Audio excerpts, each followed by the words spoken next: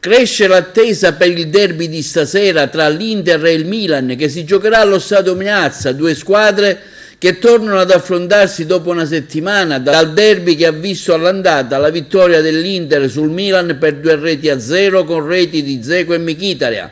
Da un lato Simone Inzaghi, allenatore dell'Inter, si presenta a San Siro con i favori del pronostico, mentre i ragazzi del mister Pioli è l'occasione per una rivincita che possa risollevare il morale. Ma come vivono i tifosi agrigentini questo momento?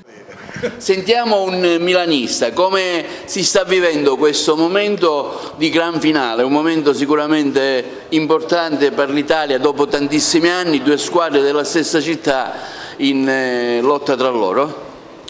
Diciamo che come la tifoseria del Milan in questo momento vive un momento di alta tensione per il risultato che è venuto la settimana scorsa. Attendiamo tutti stasera una ribalta del risultato con una squadra che si impegna e entri con una mentalità diversa sicuramente dalla precedente partita e che dia veramente, che abbia coraggio veramente di affrontare, perché le potenzialità ci sono, ci basta solo la mentalità. Noi come tifosi ci auguriamo un ribaltamento del risultato e una grandissima vittoria contro una squadra anche di tutto rispetto, ma la storia del Milan e la Champions League ce l'ha solo il Milan. Quindi... Abbiamo visto domenica anche questa manifestazione dei tifosi a Milanello, insomma, a sostenere la squadra, no? Sì, i tifosi, chi vive direttamente proprio sugli spalti dello stadio sente ancora maggiormente più la tensione, quindi è stato un momento importante di confronto fra i tifosi e la squadra e sicuramente avrà il suo valore aggiunto rispetto alla serata di stasera. Pronostico, un tuo pronostico? 3-0 Milan. Sentiamo ora il parere di un interista, come si attende, com'è l'attesa per il derby di questa sera, che tra l'altro è un derby importante perché si accede a una finale di Champions, visto che da tantissimi anni non succedeva, e poi tra due squadre italiane della stessa città.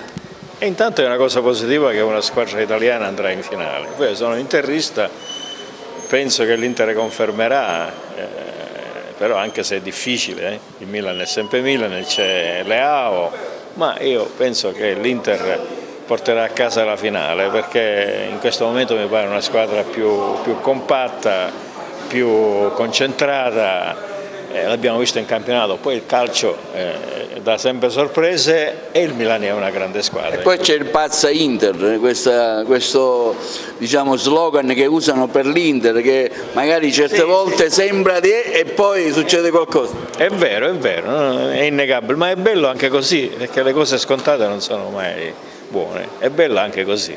Noi le viviamo così, l'Inter è una squadra particolare, noi siamo tutti particolari. Ti aspettavi questa evoluzione di Inzaghi? Dopo 11 sconfitte? Inzaghi è un tecnico come tanti altri, un professionista, poi ci sono delle dinamiche all'interno dello spogliatoio che nessuno di noi conosce, i problemi che hanno i giocatori con lui. Io penso che lui rimarrà. Pronostico? Pronostico 1-0 per l'Inter. Sentiamo ora, dopo aver sentito un milanista, un interista, sentiamo ora come si vive questo momento dall'altra sponda, sentiamo un juventino. Col cuore che fa male, perché avevo detto che ci fosse la Juve stasera a giocare alla semifinale. Comunque sono neutrale e vinca il migliore, che devo dire. Però la Juve ha anche lei prossimamente una finale, no? Una partita importante. Dopo domani sera speriamo di passare il turno. Io ci spero che almeno vinciamo questa Coppa UEFA. Non è la Champions però? Non è la Champions, però è sempre una Coppa Europea, è sempre un torneo internazionale che porta prestigio, porta punti, porta qualche soldino nelle casse di cui le società ne hanno sempre bisogno, e quindi... Un pronostico anche a te? Dico, Inter Milan, che vinca il Milan 3-0.